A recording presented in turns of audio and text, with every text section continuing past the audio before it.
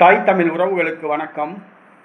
திமுக கூட்டணியில் மீண்டும் இணைந்தார் வைகோ என்ற தலைப்பில் இந்த காணொளியை காண்கிறோம். திமுக கூட்டணியில் மீண்டும் இணைந்தார் வைகோ என்ற தலைப்பில் இந்த காணொளியை காண்கிறோம்.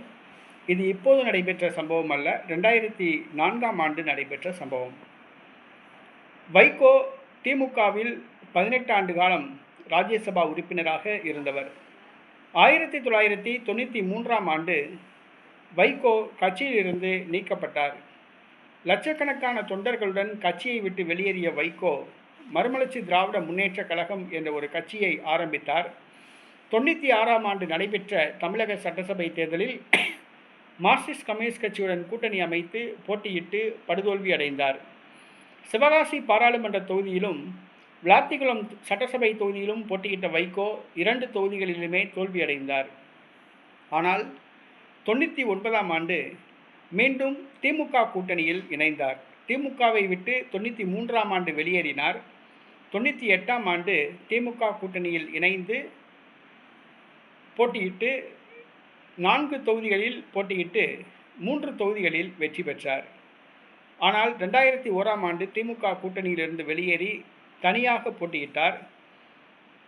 இது 234 தொகுதிகளிலும் போட்டியிட்ட வைகோ படுதோல்வி அடைந்தார்.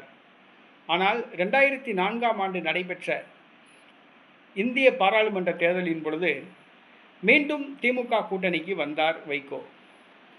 அவர் 2001ஆம் ஆண்டு திமுக கூட்டணியிலிருந்து வெளியேறினார்.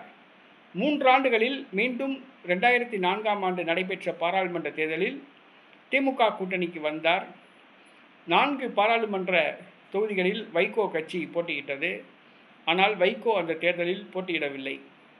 சிவகாசி தொகுதியில் போட்டியிடவில்லை. அவர் அடிக்கடி திமுக கூட்டணியை விட்டு வெளியே செல்வதும் அதிமுக கூட்டணிக்கு இணைந்து போட்டியிடுவதும் மீண்டும் திமுகவுக்கு திரும்புவதும் வாடிக்கையாக கொண்டிருப்பவர். ஒரு சில முறை பாஜகவுடன் கூட கூட்டணி அமைத்து போட்டியிட்டார். மக்கள் நல கூட்டணி என்ற ஒரு கூட்டணி அமைத்து போட்டியிட்டார். அரசியலில் ஒரு நிலைப்பாடு இல்லாதவர். தற்பொழுது கழுதையிலிருந்து கட்டெரும்பான கதையாக அவருடைய கட்சி மாறிவிட்டது.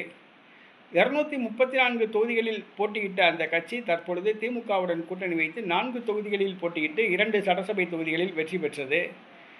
தற்பொழுது திமுக கூட்டணியை விட்டு தமிழக வெற்றிக் கழக கூட்டணிக்கு வந்துள்ளார். தமிழக வெற்றிக் கழக கூட்டணி அடுத்த தேர்தலில் பின்னடைவை சந்தித்தால் அவர் மீண்டும் திமுக கூட்டணிக்கு திரும்புவார். ஆக வைகோ அரசியலில் நிலைப்பாடு இல்லாதவர்.